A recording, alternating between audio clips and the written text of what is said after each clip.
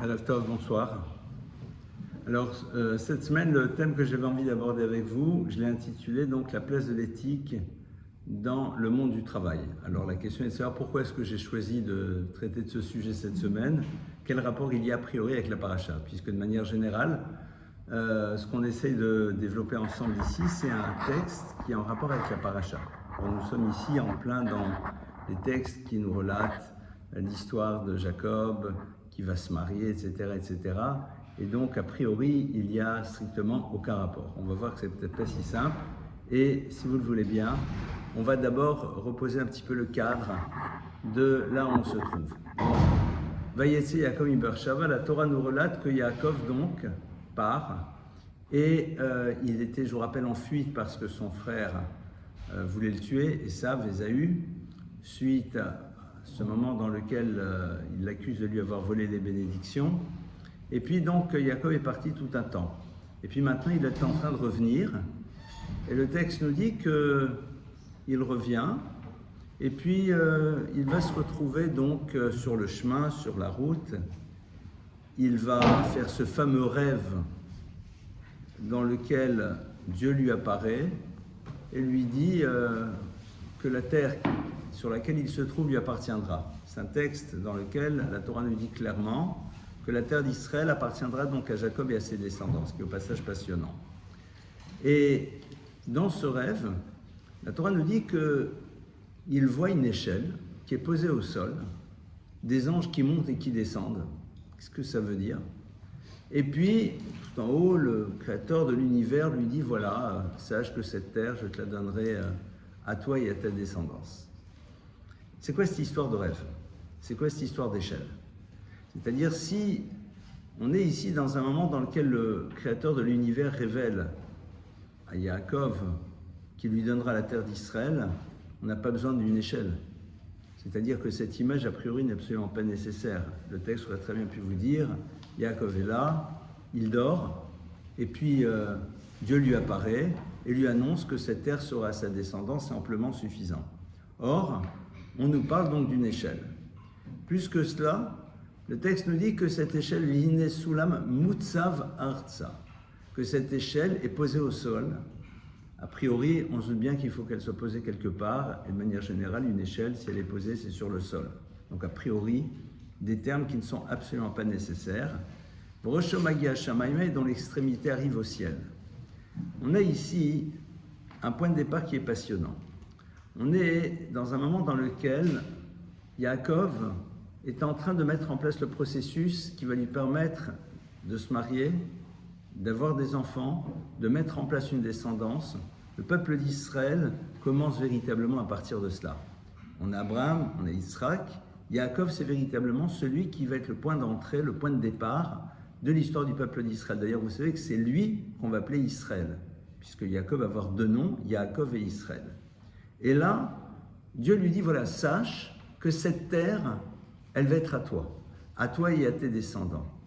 Et au moment où il lui annonce cette terre, il lui dit, il faut que tu découvres ma parole à travers cette image de l'échelle qui est posée au sol. Pourquoi? Parce que pénétrer en Israël, c'est donc rentrer dans un monde dans lequel vous allez devoir construire une histoire. Construire une histoire, c'est mettre en place un système économique, politique et tout ce qui est nécessaire. C'est-à-dire que le peuple d'Israël va devoir résider sur sa terre avec une organisation classique, mais néanmoins avec cette conscience de la présence du divin. Mais ce n'est pas dans la série Cuicui et les petits oiseaux, on est dans un ashram, pas du tout. Il va y avoir une économie, il va y avoir une armée, il va y avoir une direction. Et au moment où il lui annonce le point d'entrée, il lui dit, voilà, sache une chose, c'est que l'échelle est posée au sol, mais elle arrive au ciel. Traduit de manière différente, sache que tout l'enjeu va être de savoir vous ancrer dans la réalité du monde, cette échelle qui est posée au sol, mais savoir qu'il y a une tension vers quelque chose de beaucoup plus élevé.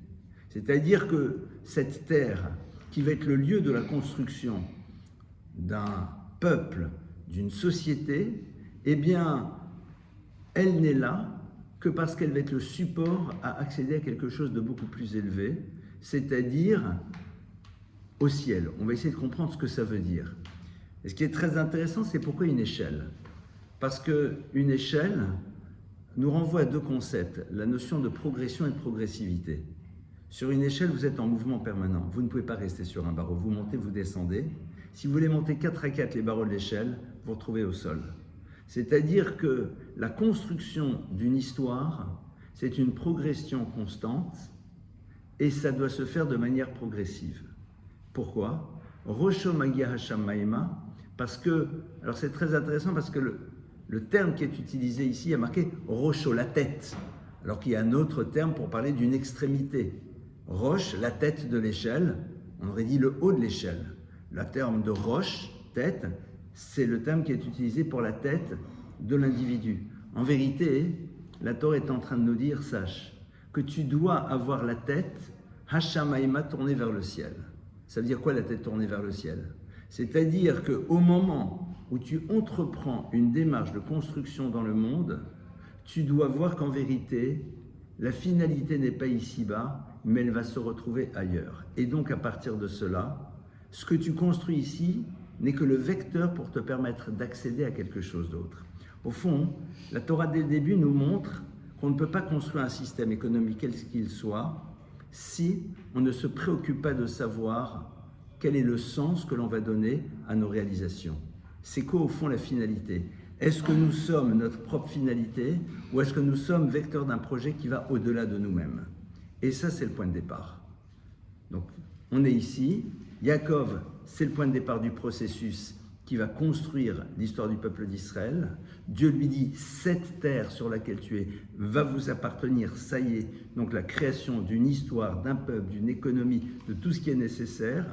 Mais ça n'a de sens que dans la mesure où tu as compris ce concept de quelque chose qui s'inscrit dans le monde du réel, mais qui a une tension vers quelque chose de beaucoup plus élevé. Et ça ne se construit qu'à travers une démarche de progression et de progressivité. Pourquoi? Parce que la notion de progression sur une échelle, c'est quoi? Eh bien, c'est de se mettre sur un barreau, d'appuyer dessus pour pouvoir grimper plus haut. C'est-à-dire, à chaque étape, s'assurer de la stabilité de là où je me trouve pour pouvoir accéder à quelque chose d'autre. En deux mots, on n'est pas dans une course effrénée, on sait pourquoi on franchit des étapes. On a une étape 1, elle a été posée, étape 2, elle a été posée. Et c'est très intéressant parce que on va voir dans quelques instants la notion d'éthique dans le monde du travail, mais ici déjà, la Torah nous pose l'idée même de ce qui construit une histoire. C'est de savoir franchir les étapes, c'est-à-dire ne pas vouloir courir en permanence, savoir que ça y est, j'étais à une étape et maintenant je peux m'appuyer dessus, elle est solide, il y a quelque chose que j'ai construit et je peux accéder à quelque chose d'autre. Ok, il se réveille. Alors là, c'est très intéressant parce que à ce moment-là, Yaakov remercie le Créateur pour cette annonce et il dit, si au fond mon histoire se passe correctement, alors Kol asher titani aser asrenulach. Tout ce que tu me donneras, je t'en redonnerai 10%. Qu'est-ce que ça a à faire ici? Au fond, on a de nouveau ici les fondamentaux qui seront nécessaires pour construire une histoire qui est pérenne. C'est quoi? C'est que tout d'abord, Yaakov est bien conscient que ce qu'il va avoir, c'est ce que Dieu lui donne. Traduit de manière différente, sa génialité, son intelligence, ses capacités sont un cadeau de Dieu. Et donc, en disant tout ce que tu me donnes, traduction, tous les éléments que tu as mis à ma disposition pour créer quelque chose et que j'aurais su utiliser pour créer une histoire qui est porteuse de sens, Aser Asrenulach, j'en utiliserai une partie pour pouvoir développer encore plus cette conscience de la présence du divin dans le monde. C'est-à-dire que Yaakov a bien compris que tout l'enjeu de l'économie, c'est de savoir comment l'utiliser pour pouvoir à un moment permettre aux gens de se rappeler où se situe l'essentiel. Et donc, dire cette phrase à ce moment-là, c'est se dire attention, parce que si j'ai ces capacités-là, je peux à un moment me focaliser exclusivement sur ce que je possède et quelque part l'état d'esprit de la société sera dramatique. C'est-à-dire que j'ai une responsabilité de faire passer dans la société dans laquelle je me trouve cette conscience de la présence du divin, c'est-à-dire que la vie, elle a du sens. Que je ne suis pas ma propre finalité, mais que je suis vecteur d'un projet. Et ça, c'est capital. C'est-à-dire, je ne suis pas ma propre finalité, je suis vecteur d'un projet. Une fois que c'est posé, Yaakov avance.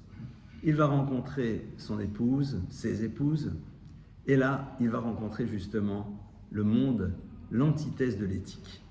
Qui va être l'antithèse de l'éthique? Ça va être son beau-père. Yaakov va rencontrer son beau-père. Son beau-père s'appelle Lavan. Lavan, très joli nom, puisque Lavan en hébreu, ça veut dire blanc. La blancheur, la belle pureté. Seulement, quand vous prenez le mot Lavan et vous le mettez à l'envers, Lamed bet Nun, bet Lamed, vous avez quoi? Naval dégoûtant. C'est-à-dire que Lavan, c'est le prototype de celui qui va construire un système dans lequel on ne pourra pas percevoir en premier lieu la dimension complètement pervertie qui est la sienne. Et ça, c'est à quoi Yaakov va être confronté dès le début. C'est-à-dire, il va être confronté dès le début à quelqu'un qui a une présentation de lui extrêmement belle, mais qui au fond est totalement perverti de l'intérieur, puisque lorsque il escroque Yaakov, il a toute une théorie pour lui expliquer la justesse de la manière dont il a fonctionné. C'est-à-dire qu'à aucun moment, il n'est capable de reconnaître son dysfonctionnement. Il est capable de justifier l'injustifiable. Et ça, c'est passionnant. Parce que si Yaakov se confronte à ça, c'est pour qu'il réussisse à réaliser que c'est surtout ça qu'il doit éviter. Il doit éviter justement de créer un système dans lequel il construit des théories pour justifier une attitude dysfonctionnelle. Vous savez, dans la vie, une des phrases les plus difficiles qu'on a de dire, c'est « j'ai eu tort ». Très souvent, on arrive à dire aux gens « tu as raison », mais « j'ai eu tort ». Moi personnellement, comme les gens disent, ça c'est très difficile. Accepter qu'à un moment, on a mal agi, on a eu tort, est quelque chose qui est très complexe. Lavan en est le prototype. C'est-à-dire quand Lavan fait un truc horrible, puisqu'il fait en telle sorte que Yaakov n'épouse pas celle avec laquelle il voulait se marier, mais il fait un coup d'escroquerie pas possible pour mettre l'autre sœur à la place. Quand Yaakov il arrive, on dit « Oh, c'est quoi cette histoire ?»« Oh non, pas du tout, mais chez nous, c'est comme ça que ça doit se passer. C'est toujours l'aîné qui passe avant la seconde. » Alors, il fallait me le dire. C'est-à-dire que Lavan, c'est quelqu'un qui se donne les moyens de ne pas voir le problème. Il veut dormir tranquille. Et ce qui est très intéressant, c'est que quand nous allons accéder par la suite, justement, puisque Yaakov est en route vers la terre d'Israël, eh bien, elle va nous créer le même problème, puisque la terre d'Israël, à la base, s'appelle Canaan, d'accord? Et après, elle s'appellera terre d'Israël. Intéressant de voir la rupture entre les deux mots qu'on va découvrir tout de suite. C'est quoi Canaan? Il y a un verset qui nous dit la chose suivante à propos de cette terre, Canaan Mosné Mirma. C'est un verset qui nous dit Canaan, c'est le lieu, Mosné des poids, des fléaux de la balance, Mirma d'escrocs. Alors c'est quoi, disent nos maîtres? Canaan, c'est le lieu dans lequel on fait en telle sorte que la balance sur laquelle tu pèses tes pommes ne soit pas exactement comme elle doit être. C'est à 5 ans. Alors c'est quoi le problème? Si demain je vous vole, même si je suis capable d'inventer toutes les théories pour vous expliquer qu'en vérité je peux vous voler, d'accord? Il y a un principe anarchiste qui dit que les objets appartiennent à ceux qui en ont besoin, d'accord? Mais concrètement, si on me demande qu'est-ce que tu as fait, je dis j'ai volé. Mais j'ai volé le riche pour l'obliger à donner aux pauvres, j'ai obligé à voler à l'autre parce qu'il avait volé l'autre. On peut s'inventer plein de théories pour justifier plus ou moins. Mais je suis d'accord que j'ai volé. Par contre, vous prenez une balance, vous commencez à la trafiquer un petit peu. C'est pas énorme. Au bout de 6 mois, vous avez complètement oublié ce que vous avez fait. C'est-à-dire qu'au quotidien, vous êtes dans un système dans lequel vous volez l'autre, mais vous êtes donné les moyens de ne plus en avoir conscience. Ça, c'est Canaan. Ça, c'est la terre d'Israël sur laquelle on va aller. Et justement, quand on va arriver là-bas, elle va perdre son nom de Canaan, elle va s'appeler Yisraël. Et Yisraël, c'est quoi? C'est Yachar, elle. C'est la notion de droiture. C'est-à-dire que c'est exactement le contraire. D'un côté, avant, c'est Canaan, et maintenant, ça va être Israël. C'est intéressant parce que l'histoire nous dit qu'au fond, les confrontations que l'on a aux individus ou aux lieux sont là en premier lieu pour nous interpeller sur les éléments sur lesquels nous devons travailler. Donc, Yaakov qui va être le point de départ du peuple d'Israël, point de départ, la terre, cette fameuse symbolique de l'échelle, tu dois t'inscrire dans le monde de la nature, dans le monde du réel, ça c'est fondamental. Donc l'échelle elle doit être posée au sol. Rosh Magia Shamaim a la notion de donner du sens, cette notion de progression et de progressivité. Maintenant tu avances, qu'est-ce que tu vas rencontrer? Celui qui est ton beau-père que tu vas être, avec lequel tu vas être au quotidien. Pour bien prendre la mesure de la nécessité d'être dans l'éthique, surtout dans un monde dans lequel on se donne les moyens de ne pas voir où est le problème. Parce qu'il n'y a rien de pire que ça. Au fond, le drame, c'est quoi? C'est quand je ne me donne pas les moyens de voir où est la difficulté. Et ça va être la terre sur laquelle vous allez vous arriver, qui, avant que vous n'arriviez là-bas, s'appelle Canaan, qui est le symbole de ce système dans lequel je mets en place quelque chose, et par la suite, je ne me rends même plus compte qu'au quotidien, je vole l'autre. Comme ça, je rentre à la maison et je dors tranquille. Yisraël, c'est Yachar. C'est la notion de la droiture et de savoir avant tout si les choses sont justes ou si elles ne le sont pas.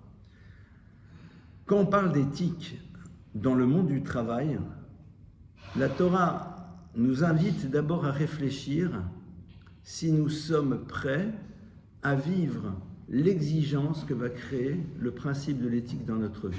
C'est-à-dire de nous poser la question de savoir si ce que nous faisons est juste ou si ça ne l'est pas. Ça, c'est le point de départ. Et c'est pas simple. C'est très souvent, les gens ils disent c'est bien, c'est mal. Mais est-ce que c'est juste? Est-ce que c'est juste? Et le mot juste, parfois, beaucoup plus de résonance. Très bien. On avance. Yaakov va être donc à côté de Lavan.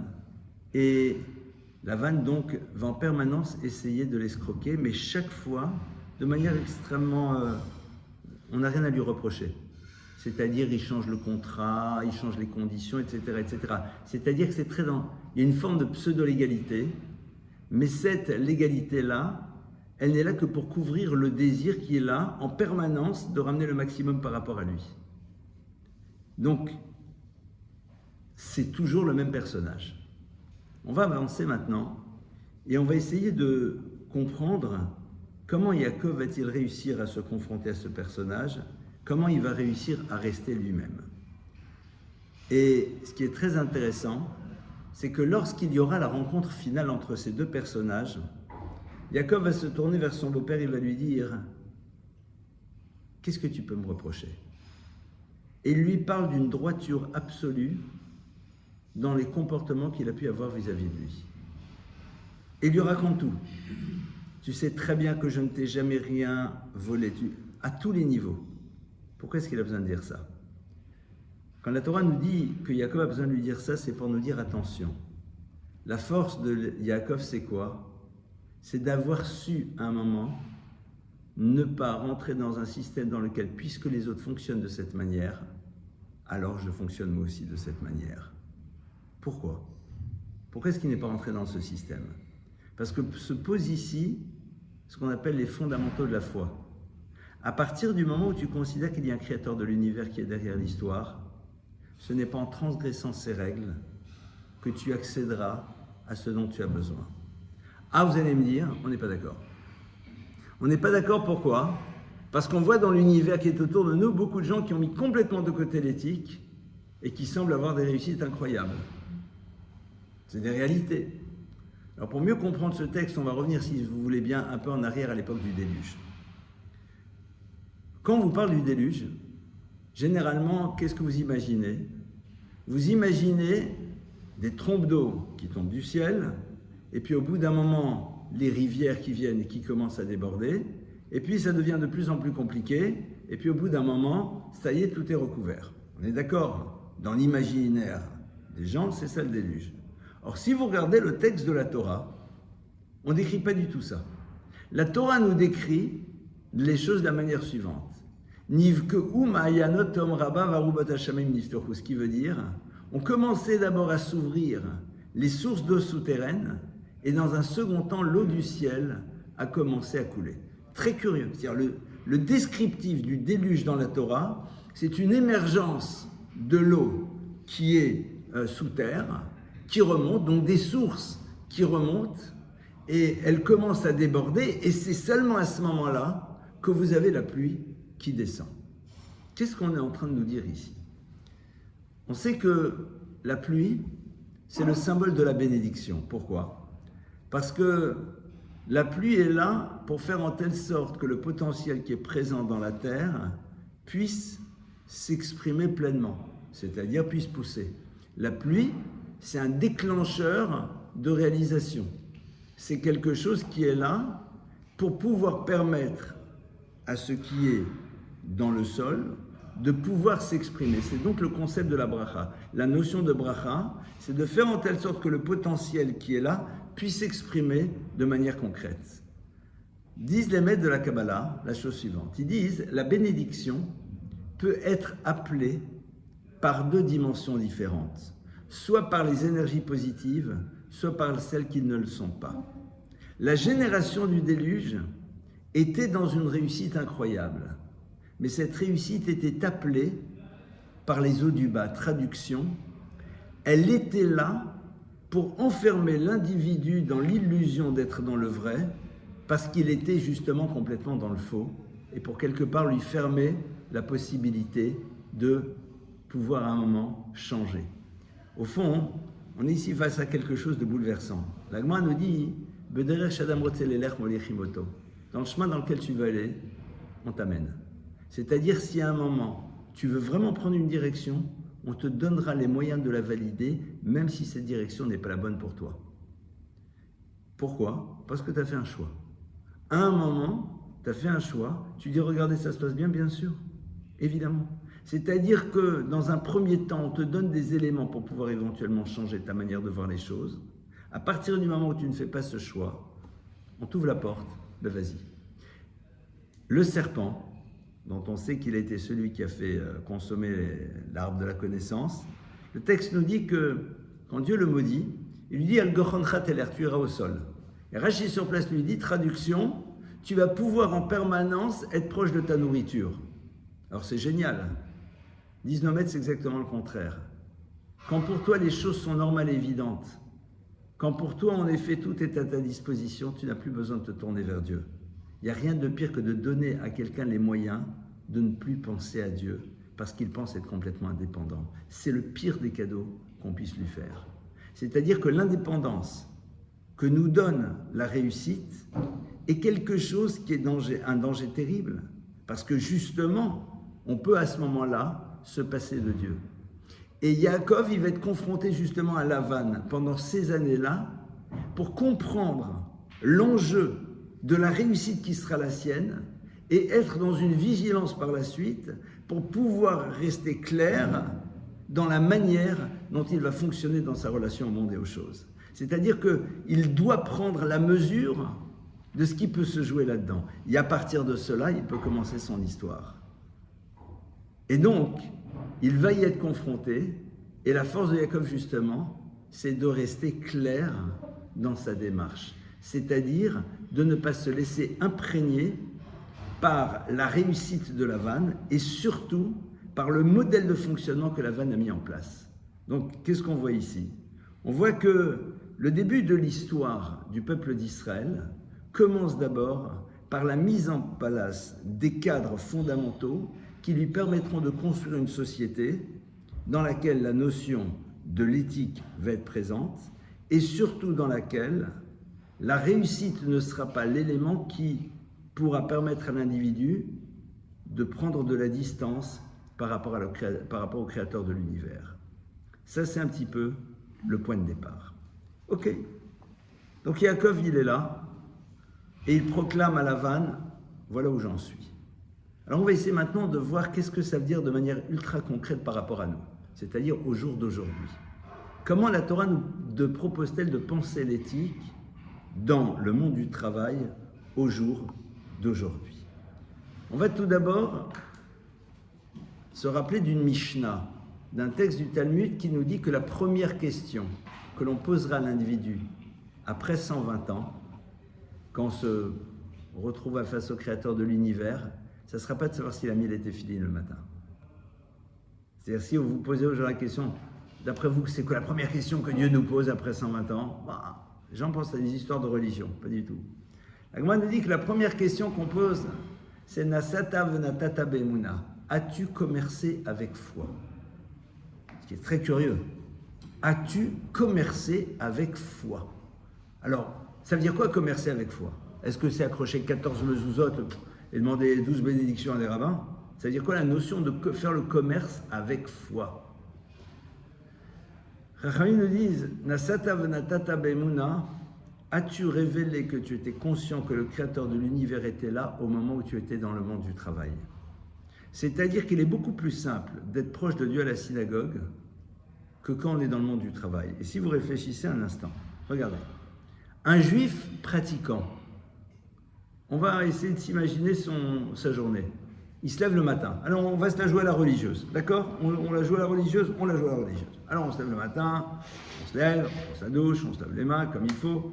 Bon, on met un talit katan éventuellement, on ne le met pas. Concrètement, tu es chez toi pour avoir accompli ce qu'on te demande. C'est-à-dire, c'est bien si tu vas à la Sina, mais sinon, tu mets tes téphilines pour un garçon, tu fais le Shema Israël, tu demandes à Dieu de te donner une bonne journée, tu as accompli l'obligation de prier, puisque prier, c'est de demander à Dieu qu'il soit à nos côtés. Le Shema Israël, tu t'es connecté à ton histoire, point la ligne, t'enlèves tes téphilines, ça y est.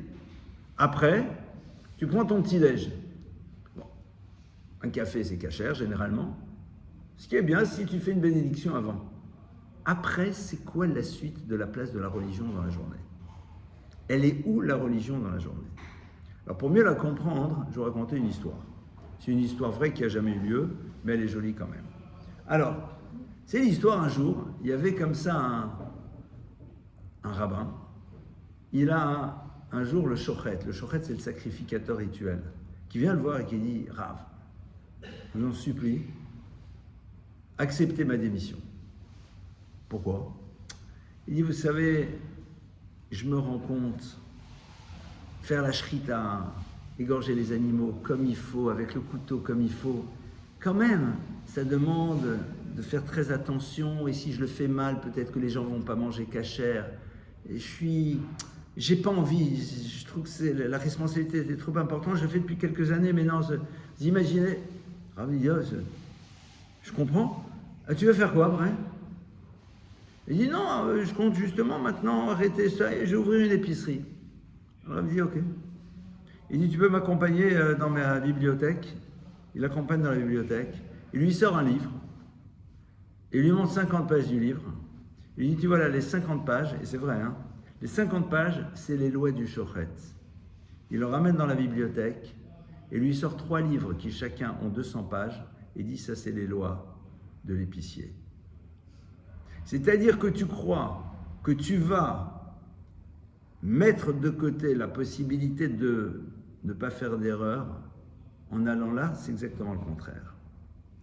C'est-à-dire que les lois qui régissent tout ce qui a trait au monde du travail, aux rapports humains, sont bien plus importantes et ce sont elles qui vont nous accompagner toute la journée. C'est-à-dire quand tu sors de chez toi, dès le moment où tu sors, tu as énormément de choses que la Torah attend de toi. Première chose, de recevoir tout à chacun avec un visage sympathique. Juger les gens de manière juste, et disnomet, ça veut dire quoi? De les juger de manière positive. Chercher ce qu'on appelle kav zechut, le point positif.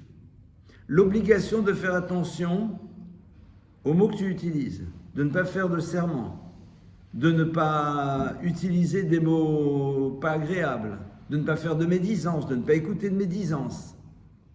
Maintenant, tu es quelqu'un qui est, et je vais me mettre maintenant d'abord du côté du patron.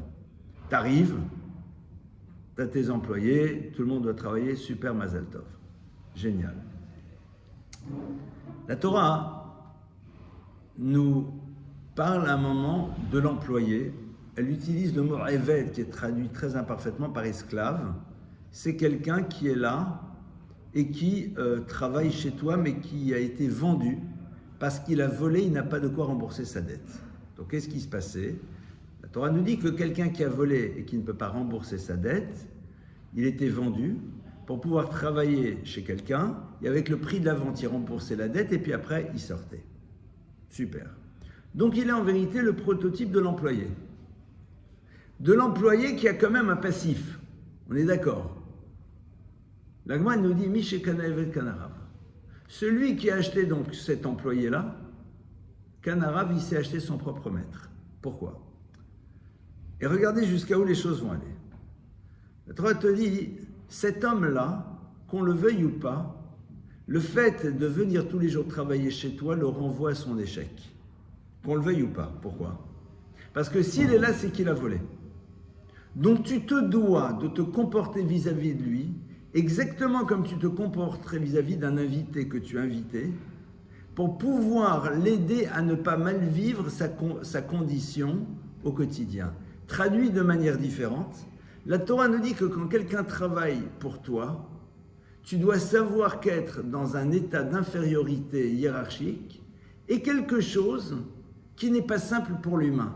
Donc, ton comportement vis-à-vis de lui doit lui montrer que même si en effet la hiérarchie existe, parce qu'il faut qu'il y ait un patron, il faut qu'il y ait un sous-patron, etc., et il est là pour faire son travail, on va voir quelles sont ses obligations, mais dans la perception qu'il a de ce qu'il est, tu dois avoir un comportement vis-à-vis de lui comme si c'était un invité. Alors, comme à l'époque, le serviteur, il habitait dans la maison, on disait, il mange et il boit la même chose que le patron. C'est-à-dire, il n'y a pas... nous, on boit le Bordeaux 1897, enfin, ça doit être un buvable d'ailleurs à ces dates-là. Non. Et idem, puisqu'il dormait aussi, le faire dormir dans des situations correctes. C'est-à-dire qu'au fond, au niveau symbolique, qu'est-ce qu'on est en train de nous dire? Que l'enjeu numéro 1, lorsque tu es dans un système dans lequel tu as des employés, c'est de savoir créer un univers dans lequel la hiérarchie existe, et on va voir combien lui est obligé de travailler, et c'est quoi ses règles, mais qu'il n'ait pas l'impression que le fait qu'il y ait quelqu'un qui lui donne des ordres fait de lui quelqu'un d'inférieur. C'est très intéressant. Et donc, c'est toute une réflexion à avoir sur, parce que, et vous le savez très bien, quand quelqu'un sent qu'il a une valeur en tant qu'individu et qu'on le respecte en tant que tel vraiment, il a beaucoup moins de difficulté à être à l'écoute de ce qu'on lui demande. Pourquoi? Parce qu'il est là pour ça. La grande difficulté qu'on a, c'est qu'on a l'impression qu'en vérité, la hiérarchie fait de nous quelqu'un d'inférieur. Et ça, c'est la première notion. D'accord? Cette première notion. Maintenant, évidemment, on va se poser du côté de l'employé. Vous savez que, en tant que juif, tous les jours, on doit faire le schéma et on doit prier. Alors, normalement, la prière, c'est ce qu'on appelle la Shemona Esrei. La prière du matin, c'est quand c'est le matin. On est d'accord? Si c'est la nuit, c'est pas le matin. Très bien. Maintenant, imaginez, dit la Gemara, dit le Talmud, des employés qui sont là et qui viennent travailler très tôt et qui sont, par exemple, en train de monter sur des arbres pour faire la cueillette. Donc, ils sont arrivés à 5 heures du matin pour faire la cueillette et à un moment, le soleil se lève, c'est le moment de prier. Qu'est-ce qu'ils doivent faire? Ils restent sur l'arbre, ils font la prière minimale et ils continuent à travailler. Pourquoi? Parce que tu ne peux pas, au nom de Dieu, prendre du temps qui normalement est là pour ton patron. Donc concrètement, oui, il y a quelque chose qui est posé, c'est-à-dire ton employé juif, donc tu dois savoir que son chemin est ça ne t'appartient pas toi patron, d'accord? Donc si le moment de la prière arrive, il a le droit, mais ça durait combien de temps? 5 minutes. Et là, il y a aussi le principe de l'éthique de l'employé vis-à-vis de son patron. C'est-à-dire quand je suis payé pour 7 heures de travail, c'est 7 heures de travail et pas 6 heures avec des pauses cigarettes et des pauses café. Clairement. C'est-à-dire quand j'arrive, je suis censé être pleinement la totalité du temps au service de celui qui me paye. Et il faut bien comprendre que l'enjeu, il est d'un côté comme de l'autre. Sinon, ça s'appelle du vol. Ça s'appelle du vol. Et le principe fondamental, moi je le vois, en tant qu'association, j'ai toujours dit aux gens qui travaillent avec moi, quand on fait des trucs, je leur dis, imaginez au moment où vous faites quelque chose qu'un donateur est devant vous. Est-ce que vous le feriez ou pas? Si tu penses que tu ne le ferais pas, c'est qu'il y a un problème. De la même manière, un employé doit se dire, si mon patron était là maintenant, est-ce que je ferais cette chose-là ou pas? Non. Donc si je ne la ferais pas, c'est que ce n'est pas possible. Point à la ligne. C'est tout. C'est la manière la plus simple de fonctionner. Attends, si le patron est là, je ne le fais pas. Donc pourquoi je ne le fais pas? Parce qu'il faut croire que c'est interdit. Alors pourquoi je le fais? Point. Ça, c'est le point de départ. On va aller un tout petit peu plus loin. Mais déjà, le point de départ, c'est quoi? Du côté de celui qui dirige, la Torah exige qu'il fasse un travail pour que celui qui est en face de lui s'inscrive dans la hiérarchie, mais n'ait pas l'impression que ça fait de lui quelqu'un d'inférieur. Et du côté de celui qui travaille, la Torah exige que celui-ci comprenne que la totalité de son temps est complètement dévolue au patron, à la personne pour laquelle il travaille, sinon on rentre dans un problème de vol. Donc vous commencez à comprendre que quand il est marqué « Nasata venatata bemuna » as-tu commercé dans la foi, avec foi, c'est légèrement plus complexe. C'est-à-dire qu'on trouve beaucoup plus d'enjeux de religion dans le monde du travail que juste à la synagogue. Parce qu'il y a à chaque fois des questions qui doivent se poser par rapport à ça. Ça va être déjà la première idée. Suite de ce que la halakha nous dit. Alors, quand quelqu'un travaille chez un patron, la halakha te dit que tu n'as pas le droit. Alors, je prends cet exemple symbolique, il dit tu n'as pas le droit de faire essuyer des verres qui sont déjà propres. Ça veut dire quoi? Ça veut dire que tout simplement, la personne qui travaille en face de toi a besoin de comprendre en quoi son travail produit quelque chose. C'est-à-dire, la personne qui est en face de toi, tu ne peux pas la faire travailler juste pour la faire travailler. En 2 mots, tu la payes pour 7 heures, mais si au bout de 6 heures, il a terminé son travail, soit tu lui donnes un travail qui est porteur de sens, quand je dis porteur de sens, c'est-à-dire faire encore des nouvelles choses, mais qui s'inscrivent, mais si juste, tu lui dis maintenant, tu n'as rien à faire, alors essuie des verres propres, en 2 mots, les verres sont propres, on n'a pas besoin de les essuyer, ça tu ne peux pas faire. C'est-à-dire que la personne qui travaille a besoin de percevoir en quoi ce qu'elle fait est quelque chose qui est utile, qui participe d'une création, d'une construction. Et ça, c'est fondamental parce que même dans la manière dont on doit manager un univers dans lequel il y a du travail, si on prend le temps d'expliquer à chacune des personnes qui est là, un tout petit peu, en quoi ce que l'on fait ou ce qu'il fait s'inscrit dans quelque chose de beaucoup plus vaste, à ce moment-là, la personne donne un tout petit peu de sens au travail qu'il est en train de faire. Sinon, c'est quelque chose qui est très difficile. Ce qui est sûr, c'est qu'un travail inutile, tu n'as pas le droit de le donner à quelqu'un qui est avec toi. Maintenant, on va aller un tout petit peu plus loin. La halakha dit la chose suivante, elle dit, tu es un serviteur. Ce serviteur, il est avec toi, et maintenant, tu es à l'extérieur avec lui. Tu es à l'extérieur avec lui, il t'accompagne, et puis à un moment, tu as ton lacet de chaussures qui s'ouvre. Et manque de chance, tu as un limbago. D'accord? Donc tu es embêté, tu as ton lacet de chaussures qui s'est ouvert, tu as un limbago, tu ne peux pas te plier, tu as peur de tomber, tu as ton serviteur qui est à tes côtés, Nestor, pouvez-vous me faire mon lacet de chaussures? Là, l'halakha te dit, tu n'as pas le droit. Interdit. Pourquoi? Par contre, si tu vois n'importe quel kidam qui se promène dans la rue, tu peux dire, excusez-moi, vous pouvez avoir la gentillesse de me faire mon lacet de chaussures, je suis désolé, c'est pas pour la caméra cachée, je vous rassure tout de suite, j'ai peur de tomber. Pourquoi? Parce que là, il y a un principe fondamental. C'est que la relation de hiérarchie fait que cette personne ne peut pas te refuser ce que tu lui demandes. Donc, puisqu'il ne peut pas te le refuser, quand il accepte, ça ne vaut rien. Traduit de manière différente, la valeur d'un oui dépend de la capacité à dire non. Si tu ne peux pas dire non, ton oui, il ne vaut rien. Et c'est valable ici, évidemment, mais comme dans tous les domaines. Ça veut dire quoi? Ça veut dire que tu as une secrétaire. Tu lui demandes d'aller te faire des courses. Moi, je vois mal la secrétaire qui va dire non. Alors, si ça fait partie de ce qu'on appelle minhag amdina, c'est-à-dire la coutume, le secrétaire, normalement, n'est pas censé te faire le café, mais ça fait partie des choses coutumières. On le sait. Dans ce cas-là, même si ce n'est pas mis dans le contrat de travail, tu peux lui demander. Pourquoi? Parce que ce n'est pas quelque chose de dévalorisant, c'est quelque chose de connu et d'habituel. Mais si c'est quelque chose qui est inhabituel, sache que si tu es avec quelqu'un avec qui tu as une relation de hiérarchie, tu ne peux pas lui demander. Pourquoi? Parce que comme cette personne ne se sent pas capable de te refuser la chose, quelque part, son oui ne vaut rien. Au passage, c'est tout le problème du harcèlement dans le monde de l'entreprise. Harcèlement borderline ou harcèlement d'un autre type. Ah ouais, mais l'autre, elle était consentante. Ouais, super. D'accord? La valeur d'un oui dépend de la capacité à dire non. Et donc, on doit toujours se poser la question.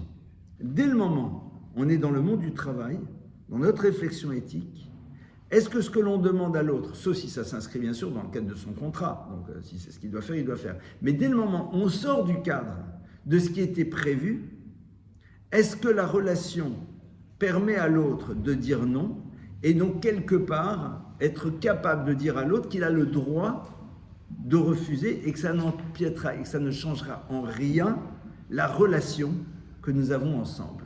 Et c'est pas simple, surtout dans le monde de ce qu'on appelle des cadres un peu plus supérieurs auxquels on demande de courir du bout du monde, etc., où il faut le préciser. C'est-à-dire, ce qui est très important, c'est quoi? C'est de le préciser. Dans la mesure où c'était dit avant, il n'y a pas de problème.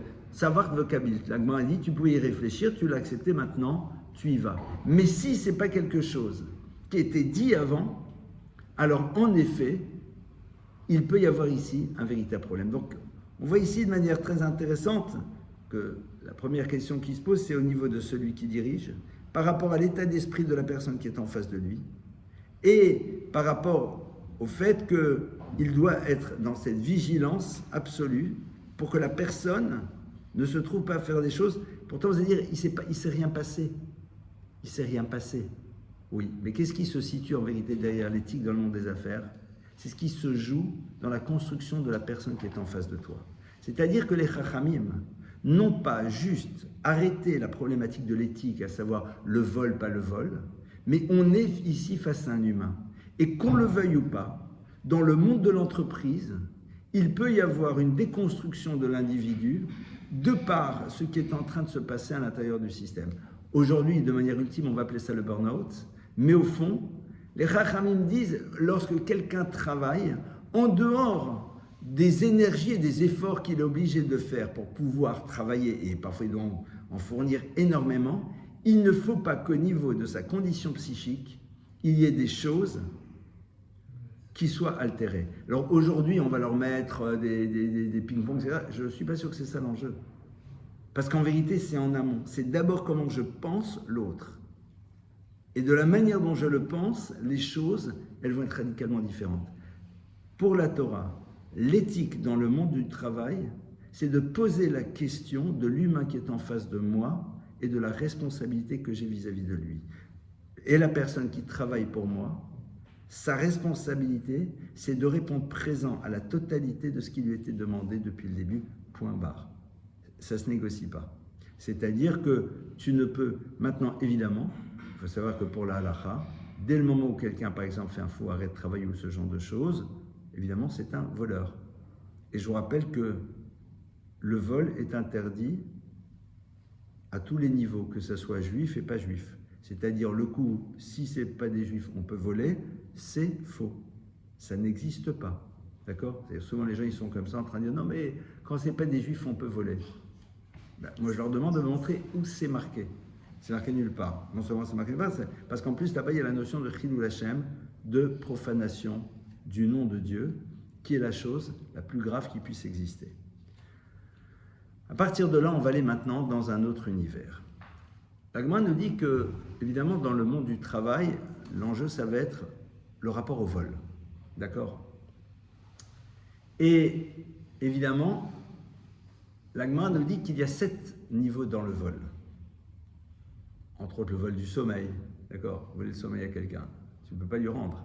Mais le plus haut niveau de vol, le plus grave, c'est ce qu'on appelle Geseldat, c'est voler l'esprit de l'autre, c'est-à-dire lui faire croire une chose qui est inexacte, et donc on rentre dans l'univers du commerce. C'est-à-dire, lorsqu'en effet, je laisse croire à l'autre qu'une chose a une valeur A, alors qu'elle n'a pas du tout cette valeur. Alors la question qui se pose, elle est la suivante. On sait très bien que si tu vas au bout du monde acheter ta chemise, elle coûte 3 francs 6 sous. On sait très bien que pour la faire venir, ça coûte, etc., etc. Maintenant, quand tu prends une très grande marque, on est d'accord qu'objectivement parlant, ce que tu payes est bien au-dessus de ce que ça vaut, entre guillemets, réellement. Alors comment c'est permis? Et là, l'Agma, elle ouvre une porte qui est très intéressante. Elle dit, il y a à un moment quelque chose, un concept qui s'appelle Umanuti ani mocher lecha. Je te vends mon savoir-faire. C'est-à-dire que l'individu a le droit, lorsqu'il produit quelque chose, de décider que ce qu'il produit, lui, a telle et telle valeur. C'est-à-dire que demain, tu vas acheter un truc griffé. Ouais, il me dit, voilà, moi, parce qu'il y a ma griffe, il y a mon machin, je considère que ça vaut 100. Tu veux pas, tu veux pas.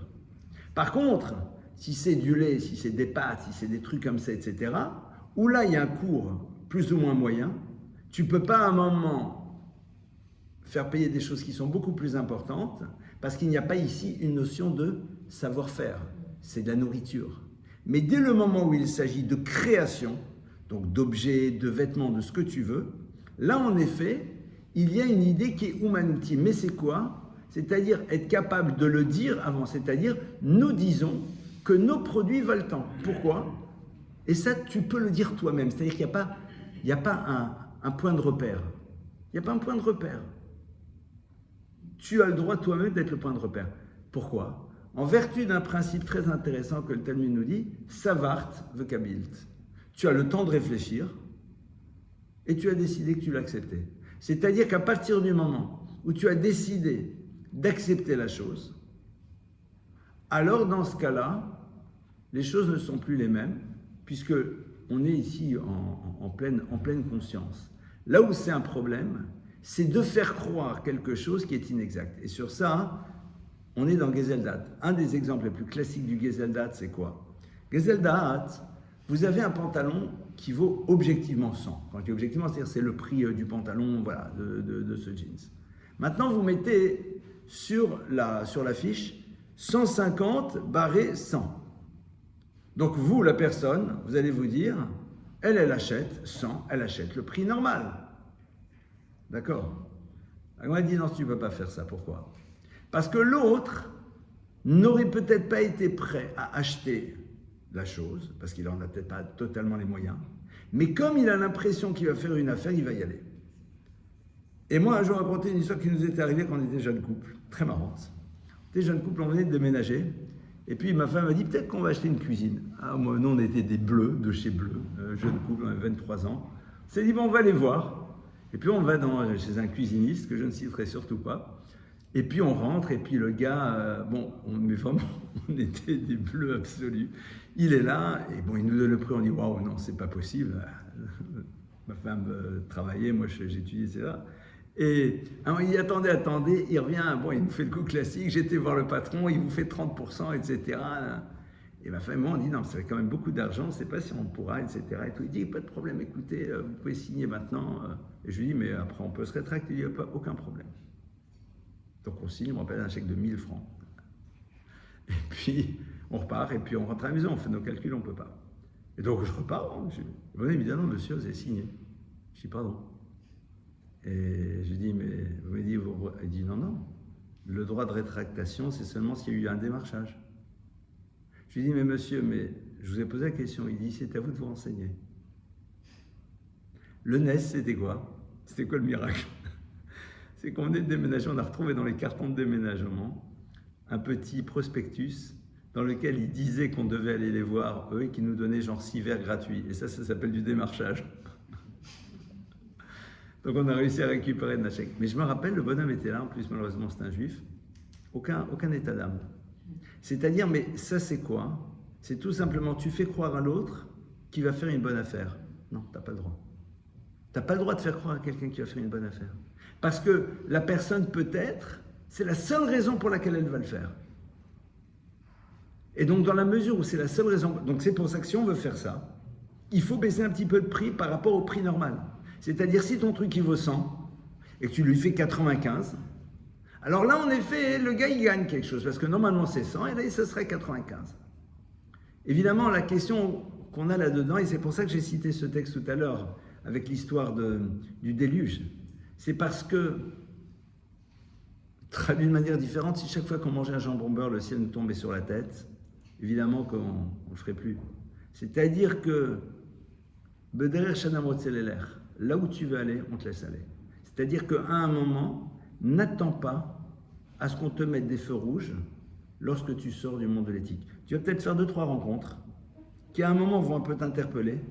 Si tu es prêt à te laisser interpeller et à partir de cela, comprendre comment tu dois agir, tu dois agir. Si tu n'as pas envie, c'est ton problème, c'est ton choix. Dernier élément, par rapport donc à l'univers de l'éthique dans le monde du travail, là on survole juste le sujet, là j'ai juste essayé de poser quelques grands fondamentaux. On va le reprendre de nouveau avec l'histoire de Lavan. Lavan, c'est le beau-père de Yaakov, et donc on a vu c'était quelqu'un qui était complètement naval, c'est-à-dire perverti, il était dégoûtant.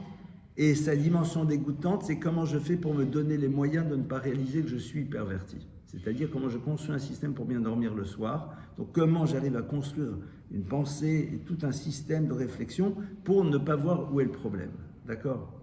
Alors, Yaakov, à un moment, va se lever, il va partir. Et Lavan lui court derrière et lui dit de quel droit t'es parti. Et en vérité, Yaakov, il lui dit, je suis désolé, mais à partir de maintenant, il y a une séparation totale entre toi et moi. Et pour bien montrer qu'il y a cette séparation, Yaakov dit, on va faire maintenant un petit monticule de pierre qui symbolise cette rupture. C'est-à-dire, il y a toi d'un côté, nous de l'autre côté. Ce qui est très curieux, c'est quoi? C'est de voir que le texte de la Torah nous dit que quand Yaakov va faire ce petit monticule, il y a marqué que Yaakov appelle ses frères pour faire ce monticule. Mais il n'a pas de frères, il n'en a qu'un, c'est Esav. Alors le texte qui dit qu'il appelle ses frères. Vous lisez le verset de la Torah, vous dites, c'est quoi cette histoire de fou, quoi? Rachid dit, non, il ne s'agit pas de ses frères, il s'agit de ses fils. Alors dis ses fils.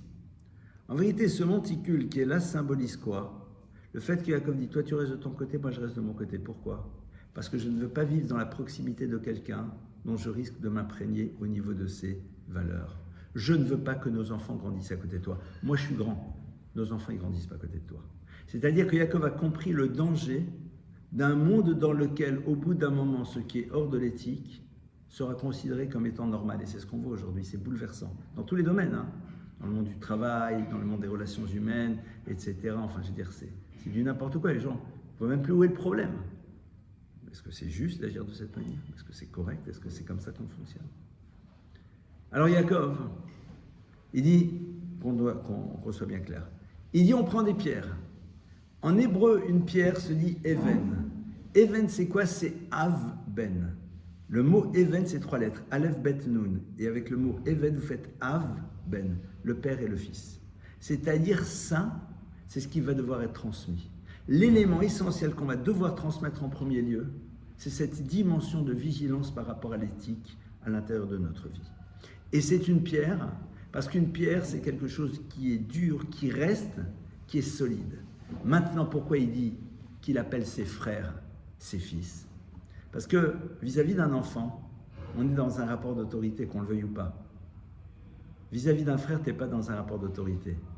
Tu es dans un rapport de conviction. C'est-à-dire, si tu veux faire partager quelque chose à ton enfant, alors, si tu veux lui dire « mange ta soupe », tu dis « mange ta soupe ». Papa, il m'a dit de manger la soupe, je mange la soupe. Va dormir. Par contre, au niveau des valeurs, tu ne veux pas lui dire « sois honnête ». Dis pas comme ça. C'est comme si c'était ton frère. Ton frère, tu ne peux pas avoir un rapport d'autorité. Donc la seule manière de lui faire passer un message, c'est à travers la conviction qui t'habite et que tu partages. Dans tout ce qui a trait au domaine de l'éthique, ça ne pourra se transmettre que si nous-mêmes nous sommes profondément convaincus de l'importance de cela. C'est-à-dire que la conviction qui nous habite au plus profond de nous-mêmes va être l'élément qui va rester et qui va se transmettre à nos enfants et à ceux qui sont autour de nous. Un enfant peut avoir envie de faire des bêtises, de sortir, les filles, les ambiances, etc. Pourquoi? Ça, c'est la mauvaise gestion de ses hormones. D'accord? Mais ça, c'est pas un problème d'éthique. Par contre, il y a une éthique. Tu respectes à minima les gens qui sont autour de toi. Tu joues pas avec les gens. C'est pas des jeux. De la même manière, dans le domaine du travail, un enfant qui a vu et qui a ressenti que ces éléments étaient importants pour l'univers dans lequel il grandit, arrivera à les faire vivre. Il y a une différence entre important et qu'on a réussi à les respecter tout le temps. Pourquoi? Parce que dans la vie, vous savez qu'il y a un grand principe, on rate et on rate moins. C'est-à-dire, est-ce qu'on réussira toujours à être conforme à cette dimension d'éthique? C'est peut-être complexe, mais au moins le fait de se poser la question, le fait de se poser la question, ne serait-ce que ça, c'est extraordinaire. Est-ce que vraiment on peut faire une chose comme ça? Je vais vous dire, en tant que rave, les gens qui me posent des questions, mais souvent c'est plus la petite cuillère de lait qui est tombée dans le pot de viande, quoi, ou le Shabbat. Mais des questions sur l'éthique, elles sont plus rares. Mais quand elles se posent, c'est les plus complexes. Moi, je suis incapable d'y répondre. J'ai la chance d'avoir des maîtres avec qui je peux en parler, parce que on joue sur quelque chose ici qui est extrêmement fin et sur lequel la Torah nous demande justement d'être vigilants. Comme on le voit, on arrive dans la terre de Canaan, on a fréquenté la vanne, l'homme perverti, Canaan, Mosne Mirma, les fléaux de la balance qui sont complètement truqués pour ne plus se rendre compte qu'on est en train en vérité de mettre un système complètement perverti. Et on arrive justement en Israël avec cette notion de yachar, de droiture qui doit être présente à l'intérieur de nous. Et c'est sans doute ici un des enjeux majeurs que l'on a. Si on va au fond, et je veux conclure là-dessus, à un moment, le texte nous dit, lorsqu'il nous parle des dysfonctionnements que le peuple d'Israël a eu dans sa terre, eh bien, il dit plusieurs choses. Il dit tout d'abord, vous n'avez pas agi vis-à-vis de vos esclaves comme vous deviez agir. Esclaves, on a bien vu que ce n'est pas esclave, c'est-à-dire, voilà ce qui vous est reproché. C'est-à-dire que le comportement que vous avez eu dans l'organisation de la société, surtout dans le rapport au travail, n'était plus basé sur la Torah. Et autre chose qui est dite aussi, Xelatani me batechem, le vol des pauvres était chez vous. Alors moi j'ai un grand principe, c'est que si je vole un riche. Si tu prends le risque, autant prendre une Rolex plutôt qu'une Kelton, quoi. Ici déjà. Pourquoi marquer le vol des pauvres? Moi elle te dit, parce que le vol des pauvres c'est de ne pas assumer les responsabilités qui sont les tiennes par rapport aux autres. La notion d'éthique, elle doit nous amener de manière ultime à nous poser la question, comme on l'a vu au tout début, quelle est la responsabilité que l'on a par rapport à la place que l'on occupe à l'intérieur d'une société, quelle que soit notre place. Et c'est ça, en effet, qui crée une société équilibrée. Parce que si chacun se pose la question de savoir quelle est ma responsabilité par rapport aux autres, qu'est-ce que je dois leur apporter, qu'est-ce que je dois faire par rapport au monde qui est autour de moi, évidemment, on est dans un univers qui fonctionne radicalement différent.